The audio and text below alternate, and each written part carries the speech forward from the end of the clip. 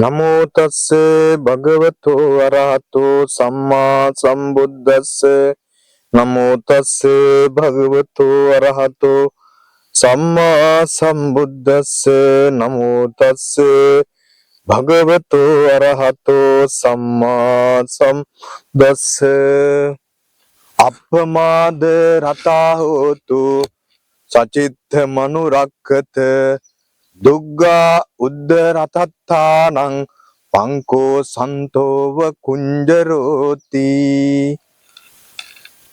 ශ්‍රද්ධාවන්ත කාරුණික පින්බර පිවතුනි, තථාගත ලෞතර සම්මා සම්බුදුරජාන් වහන්සේ දේශනා කොට වදාළ ශ්‍රී මුඛ ධාතුවෙන් පනවා වදාළ පින්බර වූ උතුම් බුද්ධ වචනයකට තමයි පිවතුනි අපි මේ මොහොතේ සවන් දෙන්න සූදානම් වෙන්නේ. පින්වත්නි, බුදුරජාන් වහන්සේ නමක් ලෝකේ පහළ වීම කියන්නේ නිරයේ ගිනිදල් නිවලා දිව්‍යතල බ්‍රහ්මතල වල ద్వාරයන් විවර කරලා සියලුම සත්‍යයන්ට නිවෙනේ අමා ద్వාරයන් විවර කර දෙන උතුම් පරම ප්‍රතිලාභයක් තමයි සම්මා සම්බුදුරජාන් වහන්සේ නමක් ලෝක ධාතුවේ පහළ වීම කියන්නේ. පින්වත්නි, මේ පහළ වීම ආරම්භයම මේ ලෝකෙට පහළ වෙන රමණීය ධර්මතාවයන් තියෙනවා. ඒ රමණීය ධර්මතාවයන් අතරේ පෙරුම් පාරමී ධර්මයන් පිරු දුර්ලභ මිනිසත් භාවය ලැබු මිනිසුන්ටත් දිව්‍ය තලවල වාසය කරන දෙවිවරුන්ටත් මිනිස් ආත්ම භාවය ලැබු මිනිසුන්ගේ පටන් දෙවියන් බ්‍රහ්මයන් සහිත සියලු සත්වයන්ට විවිධ මානවලින් බුදුරජාන් වහන්සේ අවබෝධ කරගෙන දේශනා කොට වදාළ ඒ සුඳුරු සද්ධර්මය තම තමන්ගේ ජීවිතවලට ගැලපීම. එහෙනම් අද එවැනි ගැලපීමක් සිද්ධ කරගන්න සුදුසු පරිසරයකට ඔබව රැගෙන ඒමටයි සූදානම් වෙන්නේ. පින්වතුනි, අතීත දඹදිව් තලයේ බුදුරජාන් වහන්සේ වැඩ වාසය කරන සමයක පින්වතුනි කෝසල ජනපදයේ පරමාධිපත්‍ය තහවුරු කරන ලද කොසල් රජතුමාට කොසල් නිරිඳුන්ට පින්වතුනි හස්ති රාජ්‍යයේ හිටියා යුද්ධයේ අතිශය දක්ෂ භාවයට පැමිණි.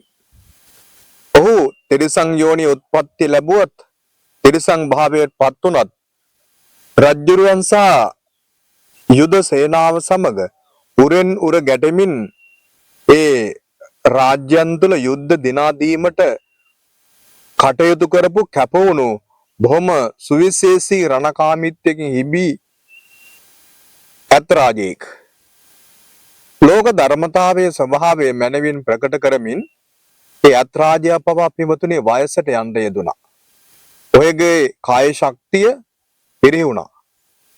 එහෙම කාය ශක්තිය පිරිහෙනකොට පින්වතුනි රජුරුව කල්පනා කරලා මේ ඇත් රජාව නිදැල්ලේ සැරිසරමින් තමන්ට කැමති ආකාරයෙන් ගොදුරු අනුභව කරන්න කැමති ආකාරයෙන් ආහාර පාන ලබා ගන්න සුදුසු මට්ටමින් ඔහු නිදැල්ලේ මුදා හැරියා.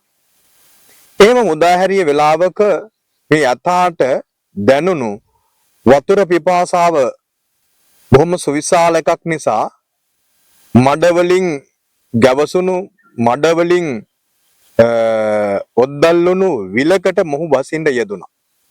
වතුර පිපාසාව නිසාම ඔහුට එහි තියෙන භයානක බව තේරුන්නේ නැහැ. ඒක නිසා ඒ යතා ඒ විලට බහැලා බුද්ධ රිසිසේ ජලය පානය කළා. එහෙනම් රිසිසේ ජලය බිව්වා. එහෙම බීලා අවසන් වෙනකොට ඔහුට ගොඩට එන්න හැදුවත් පින්වතුනි යතාගේ තියෙන කයේ තියෙන සුවිශාල භාවය නිසාම ඒ මඩෙන් තියෙන පියවර පින්වතුනි මඩ වගුරේ ඇතුළටම බහින්න යෙදුනා. මඩ වගුරේ මේ ඇත ඇරුණා. ඇත කොච්චර වීරිය උත්සාහ ගත්තත් ඔහුට අර කායික ශක්තිය දුර්වල නිසායි මඩේ ස්වરૂපය තමා උත්සාහ කරන මඩේ එරීම. ඉතින් මේ සිද්ධිය දැකපු ඒ කොසල් රජුරුවන්ගේ රටේ වැසියෝ පවා විවිධාකාර උත්සාහ කිරීම සහ බලගැන්වීම් කළා ඒ අතාව මඩගොහරුවෙන් ගොඩට ගන්න. නමුත් පින්වතුනි ඒ කිසිම හැකියාවක් උත්සාහයක් සියල්ල ව්‍යර්ථ වෙලා ගියා. රජුරවන්ට දැනගන්න ලැබුණා තමන්ගේ යුද සේනාවේ පෙරමුණේ බොහොම දක්ෂ ලෙස යුද්ධයට මුහුණ දීලා යුද්ධයන් ජයග්‍රහණය කරපු මේ හස්ති රාජයා විලක එරිලා ඉන්නවා කියලා. මේ රජුරුවත් යහුසුලුව රජුරුව දන්නා වූ සියලු උපක්‍රම යොදලා මේ අතාව ගොඩ ගන්න උත්සාහ කළත් හැකියාව ලැබුණේ නැහැ. මේ වන විටත් ඒ අතාව පිමතුනේ පාලනය කරපු අතාගේ ස්වරූපයන් දන්න අතාව හඳුනන ඒ ඇත්ගොව්ව පවා ඒ තනතුරෙන් විශ්‍රාම ගිහිල්ලා නිවසේ වාසය කරනවා. රජුරුව අනබෙරයක් ලැබුව මුළු රටේම මෙච්චර මේ වටිනා හස්තියා රාජ්‍යයට යුද්ධ දිනුම් ලබා දුන්නු මේ හස්තියා විලේ එරිලා ඉන්න ඔහුගේ ජීවිතේ බේරා ගන්න කෙනෙක් ඉදිරිපත් වෙන්න කියලා. ඒ වෙලාවේ අර හස්ති රාජ්‍යය පාලනය කරපු ඒ ඇත්ගොව්වා රජුරුව ළඟට බොහොම අනුකම්පාවෙන් ඒ අතා කෙරේ උපන් කරුණාවෙන් දයාවෙන් ඇවිල්ලා රජුරුවගෙන් අහනවා රජතුමනි ඇතා බේරා ගන්න ඔබතුමා කරන ලද උපක්‍රම මොනවද? රජුරුව මෙන්න මේ විදිහට ඒ උපක්‍රම විස්තර කළා. ඒ වෙලාවේ අර ඇත්ගොව්වා කියන ස්වාමීනි මොහු ගොඩ ගන්න මම එක උපක්‍රමයක් යොදනවා. ඔබතුමා ඒකට සූදානම් වෙන්න.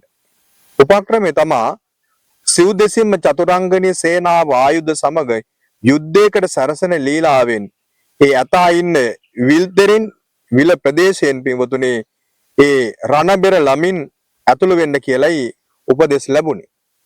ඒ රජුරෝ සේනාව සමග ඒ අයුරින්ම සම්බන්ධ වෙනවා. එහෙනම් එතෙන්ට සමීප වෙනවා. එහෙම සමීප වෙද්දී පින්වතුනේ අර ඇතා ළඟට ගිහිල්ලා අර ඇත්ගොව්ව පාලනය කරපු ඇත්ගොව්වා ගිහිල්ලා ඇතා ළඟට කතා කරනවා යුද්ධයකට සූදානම් වෙන්න ඉක්මනින් මඩෙන් ගොඩ එන්න කියලා. පින්වතුනේ අසුරු සනක් ගහන මොහොතකින් ඒ අය වයසට ගියපු දි รา පත් වුණු ඇතාගේ යුද්ධය වෙනුවෙන් තමන්ගේ හිතේ හටගත්තු වීරය කොච්චරද කියනකොට ඊටාම ඉක්මනින් ඊටාම වේගෙන් ඔහු නැගී ඉඳලා ඒ මඩ වගුරෙන් බොහොම උත්සාහයෙන් වීරයෙන් යුතු මඩ වගුරෙන් ගොඩට එන්න යෙදුණා. රටේ රටවැසියෝ යුද්ධ පෙරමුණේ හිටපු යුද්ධ සේනාව පවා පින්වතුනි සාදුකාර පැවැත්තුවා ඔල්වර්සන් ප්‍රීතිഘോഷා පැවැත්තුවා. ඉතින් මෙන්න මේ කරුණ පිණ්ඩපාතේ වඩින ලද්ද භික්ෂුන් වහන්සේලා හොඳින් දැක බලාගෙන ගිහිල්ලා භාග්‍යවතුන් වහන්සේට මේ කතාව විස්තර කරනවා. ඒ විස්තර කරන වෙලාවේ බුදුරජාන් වහන්සේ මේ කරුණ ආරම්භය පින්වතුනි බුදු හදමණ්ඩලක පැන නැගුණනේ උපමා රූපකයක් විදියට මෙන්න මේ ගාථාව ඒ භික්ෂුන් වහන්සේලා කැඳවලා මෙන්න මේ විදියට තමයි මේ ගාථාව දේශනා කරන්න යෙදුනේ. අප්පමාද රතා හෝත සචිත්ත මනුරක්කත දුග්ගා උද්ධ රතත්තානං පංකෝ සන්තෝව කුංජරෝති. භාග්‍යවතුන් වහන්සේ මේ පෙන්නලා දුන්න පින්වතුනේ සුවිශේෂී ධර්ම කරුණක්. ඒ සුවිශේෂී ධර්ම කරුණ නිවන් මාර්ග වඩින නිවන් මඟ වැඩි යුතු නිවන් මගේ දක්ෂව හැසිරෙන ශ්‍රාවකයන්ට විශාල උපකාරයක් සුවිශේෂී උපකාරයක් පින්වතුනේ. මේකෙන් අරමුණු කළේ මේ සංසාර ගමනේ සමහර සත්වයෝ නිවන් දකින්න හැකියාව තිබුණත් ඔවුන් තුළ වීරය, ස්ථිර අධිෂ්ඨානය, ප්‍රඥාව, නුවණින් විමසීම කියන කරුණු නැතිවීම හේතුවෙන් පින්වතුනේ ඔවුන් සංසාරයේ නැමැති මඩ වගුරේ එරිලා ඉන්නවා. ඔවුන්ට උත්සාහයක් වීරයක් ලබන්න අර ඇත්ගොව්ව වාගේ කල්යාණ මිත්‍රයෙක් ළඟට ගිහිල්ලා මේ විදිහට කතා කරනකොට මහලු යතා මඩෙන් ගොඩාවා වාගේ සංසාරේ එරිලා ඉන්න සත්වයන්ට සම්මා සම්බුදුරජාන් වහන්සේ නැමැති උතුම් කල්යාණ මිත්‍රයන් වහන්සේ හරියට ධම් සිහනද පතුරුන ඉසිපතන මිගදායේදී පවත්තන ධම්මචක්කප්පවත්තන සූත්‍රය ධම්සක ධම් අමා බෙරය කොච්චර සුන්දර වැයුවද. පින්වතුනි අන්නේ වයනකොට සංසාරේ පාරමිතා පිරු බොහෝ උත්තමයන් වහන්සේලා බොහෝ දෙව් මිනිසුන් උන්වහන්සේගේ සදහම් අමා බෙරය මනවින් සබන්පත් යොදාගෙන ඒ සංසාරේ නැමැති මඩගොහරුවෙන් සදාටම නිවිල යන්න ගියා. එහෙනම් උන්වහන්සේ කොහොමද සත්‍යයන් මෙන් සංසාර නැමැති මඩගොහරුවේ එරිලා ඉන්නේ? ස්කන්ධවලට, ආයතනවලට, ධාතුවලට මේ සත්‍යයන් කෙලස් ඒක රාශි කරලා තියෙනවා. බුදුරජාණන් වහන්සේ දේශනා කළේ මේ දෙවියන්, මිනිසුන්, බ්‍රහ්මයන් විදියට හඳුනා ගන්නා මේ ස්කන්ධ, ආයතන, ධාතු, පටිච්චසමුපාද වශයෙන් විස්තර කරන්නේ මේ ලෝකයා විවිධාකාර දෘෂ්ටිවල, දෘෂ්ටි ජාලාවල, දෘෂ්ටි කාන්තාරවල පින්වතුනි හැපි ඒ තුල ගිලෙමින් වාසය කරනවා.